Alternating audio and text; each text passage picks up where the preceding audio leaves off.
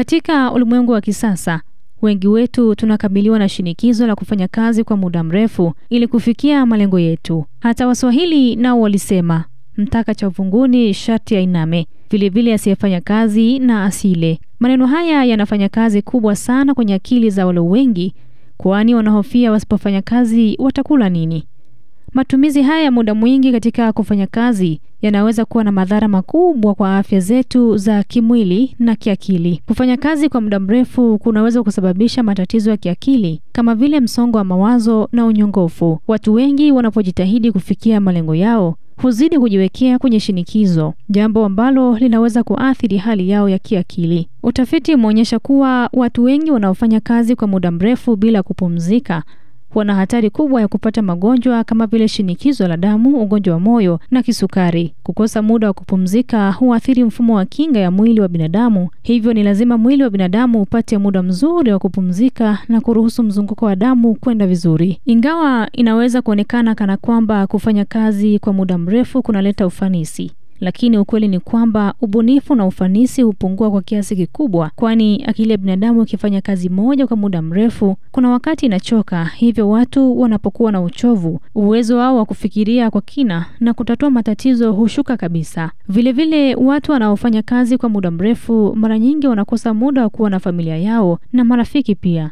Hali hii inaweza kusababishwa kutengwa na jamii na kuathiri mahusiano yao, jambo linaloweza kuongeza hisia za huzuni na upweke. Wakati mtu anatumia muda mwingi kufanya kazi, mara nyingi anasahau kujitunza mwenyewe, kwani muda mwingi huwa za kazi tu. Hii inaweza kujumuisha kukosa kufanya mazoezi, kula vyakula vya afya na kukosa usingizi wa kutosha na mambo muhimu kwa afya bora.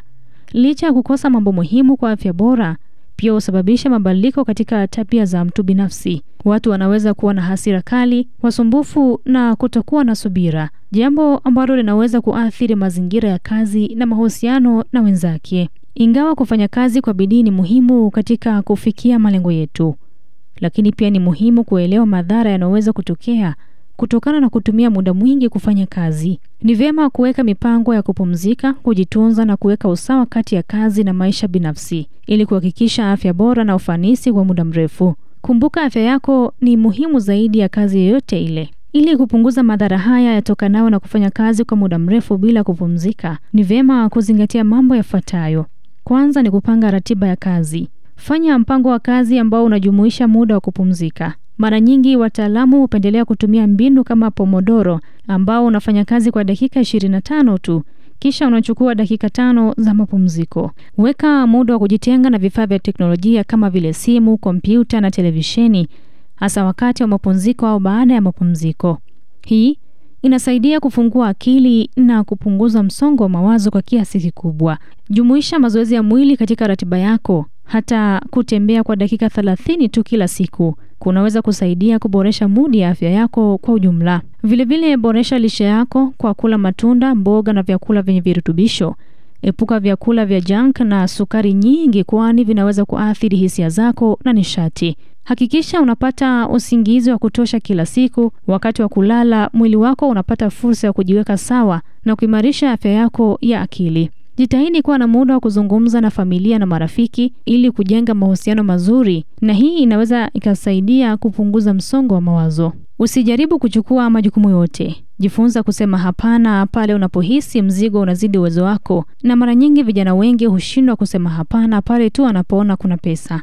Kusema hapana inakusaidia wewe kudumisha usawa wa kazi na maisha. Kama unakabiliwa na msongo wa mawazo au unyongofu, usisite kutafuta msaada kutoka kwa wataalamu wa afya ya akili, kwani wanaweza kusaidia kutoa mikakati ya kukabiliana na changamoto zako. Kwa kutumia mbinu hizi, unaweza kupunguza madhara yanayohusiana na kufanya kazi kwa muda mrefu. Ni muhimu kukumbuka kwamba afya yako ni kipaumbele cha kwanza, na ni vyema kuweka mipango ya kujitunza ili kufikia malengo yako kwa ufanisi. Mfuatiliaji wa Famara Media, niweke nukta hapa. Naamini kuwa umejifunza chochote kitu kujilinda na madhara ya kufanya kazi kwa muda mrefu bila kupumzika kimwili na kiakili. Kumbuka, kinga ni bora kuliko tiba. Jina langu ni Rebecca Barnaba, na kwaheri.